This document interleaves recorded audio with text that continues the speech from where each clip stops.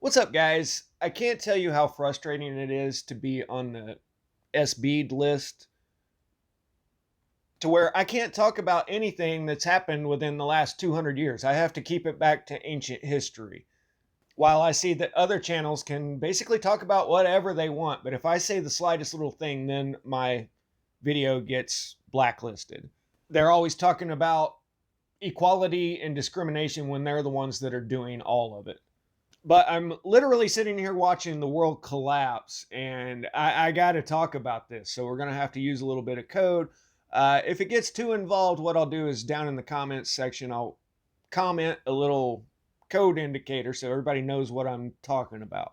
But this one will probably be pretty short. To be honest, guys, I'm prepping like crazy because every time I turn around, it's just more and more bad news everywhere I look.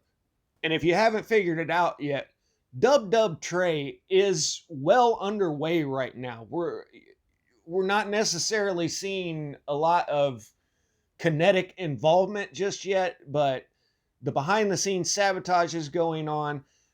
All of these mysterious plant fires, and it's just plain to see. And the deal that is new in the color green, so we'll call that the GND, is one of the major C's tactics being used. It's an all-out war on. We knew that the agriculture would be affected by the earth shifts that we're going through, but they are sieging on all of the energy production. For the countries here, I'll use the analogy, ball game analogy of Team Eagles would be the US, Team Bear would be the what used to be called Tataria. But they're telling you that Team Eagle has put disabling tariffs on Team Bear when that's not what's going on. Team Bear has the resources that everybody else needs, and they're giving a big middle finger to everybody else. And they keep saying that, well, we're going to phase out the use of their resources. And yeah, it's going to hurt us, but we're still going to do it.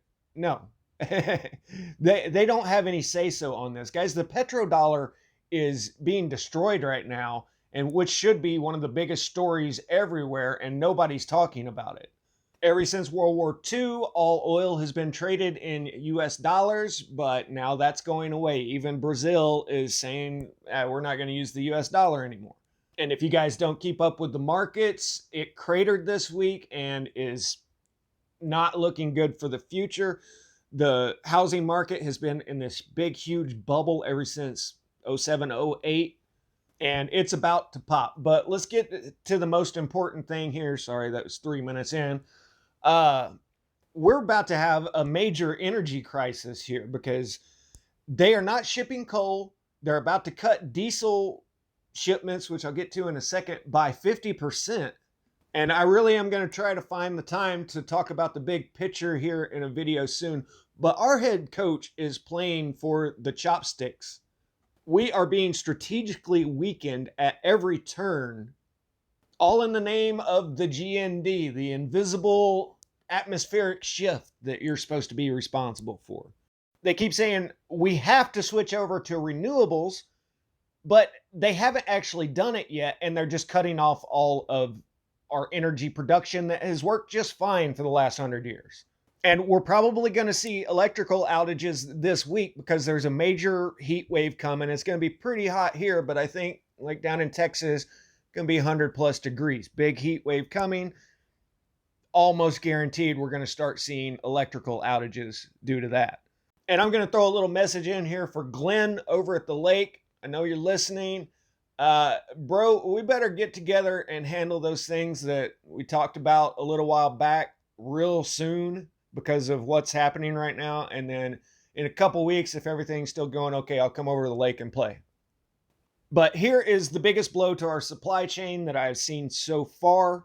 One of the nation's largest retailers of diesel fuel and diesel exhaust fluid, which you have to have in there or the truck won't run, says that Union Pacific's plan to cut its shipments by 50% will create fuel shortages, bringing trucking to a halt. This is within the next week, guys. And tell me this isn't a strategic plan to weaken this country. The things that are getting bumped back in shipping are the most important things. Fertilizer. They told the world's largest fertilizer company they had to cut their shipments by 20% right during farming season. Now, diesel fuel cut by 50%. And here's an intelligent person saying, I don't want to be a doomsdayer, but it's critical to our national security that we have diesel fuel to ship products. It doesn't take an economist to figure these things out. So, who's really affected by this?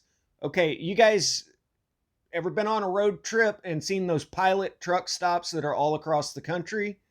There's basically two major truck stop brands, Pilots and Loves, all across the country that keeps the truckers fueled up. Well, they are the ones that Union Pacific told they had to cut its shipments by 26%, but then subsequently said, oh, well, we're going to have to go ahead and cut it by 50% or face railroad imposed embargoes. Now, I haven't found this written down anywhere, but I did hear one of the channels I listened to say that they were even told that if they speak out and complain about this cut in their shipments, then they will be completely embargoed and no more shipments. They even go on to say here that unlike some shippers who ordered extra cars as the cycle times increase, Pilot's cars has just held steady. So they haven't changed their shipping needs whatsoever. And regardless of that, Union Pacific gave Pilot 1 week to voluntarily reduce its shipments. So 50% less diesel fuel out there this week, guys. This week. So if there's anything that you guys really need from the store, you better go ahead and go get it. I'm not even going to get into the international shipping, but 1 in 5 cargo ships over in Chopsticks are just stuck at ports right now. The port congestion in California, all around the world, basically, is an absolute disaster right now that people are saying it's going to take years to fix this. And that's if things were to continue to go smooth. They're doing everything in their power to make sure that nothing is going smooth right now. But just so you guys understand the backstory of what's actually going on here and how we've actually been under siege for a long time, the whole world is 4 years behind of their plan. And when I say their, I mean the WEF, the Santa Claus Schwabs. See, the Mina Mama Hill Ari was supposed to be the head coach back in 16. And if you remember, there was all this saber rattling about the Bear Country, and it was pretty well assured that if she won, then Dub Dub Trey was going to go into full effect.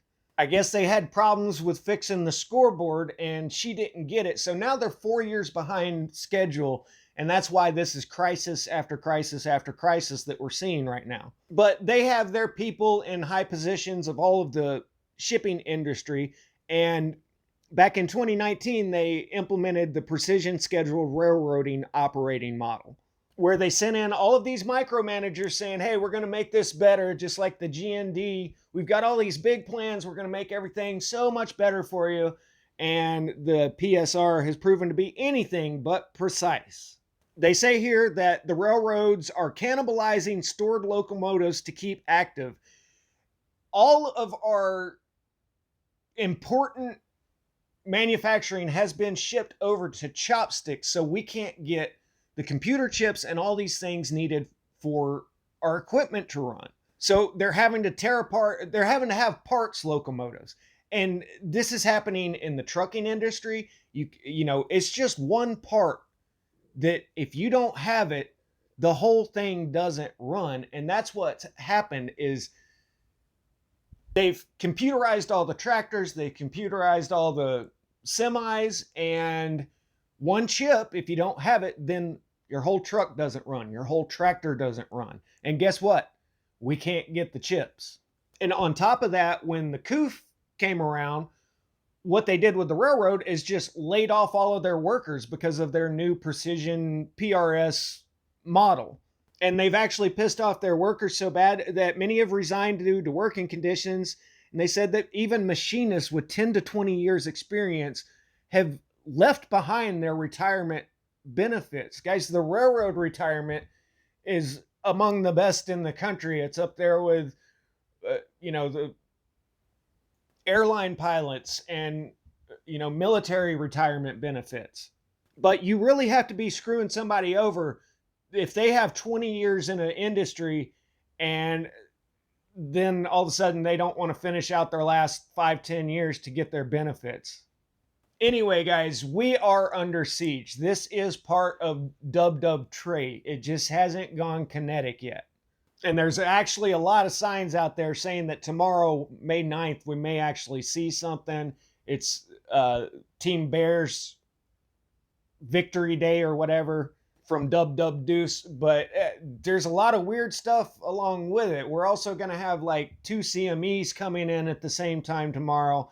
And I even saw that quite a few high-profile coaches out there are going to be in their bunkers. I know that ours has a no-fly zone around Camp David for tomorrow. And I've heard similar things about high-profile people in the EU. Anyway, I know I talked about a lot of things.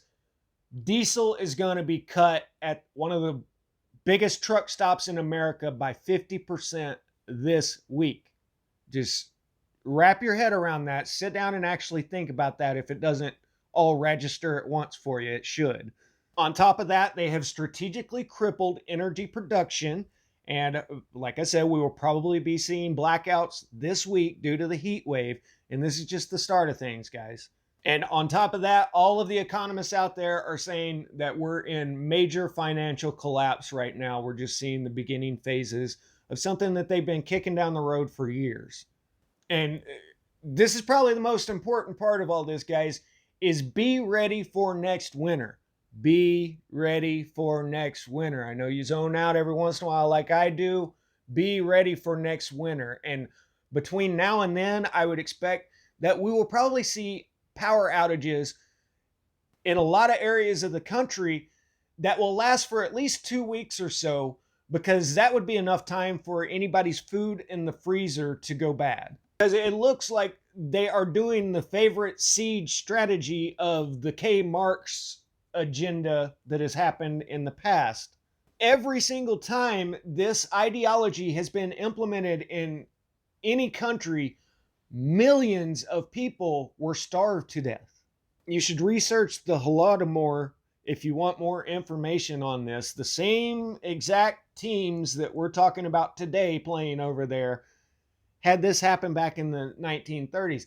In the chopsticks in the 1960s, like 60 million people perished because of a lack of food. So don't keep all of your eggs in the same basket. Speaking of which, 37 million chickens have been offed this year. But don't simply rely on what you've got in your freezer, because we could have long-term power outages this year, specifically for that reason. Have shelf-stable foods to where you're not dependent on the electrical grid for your survival.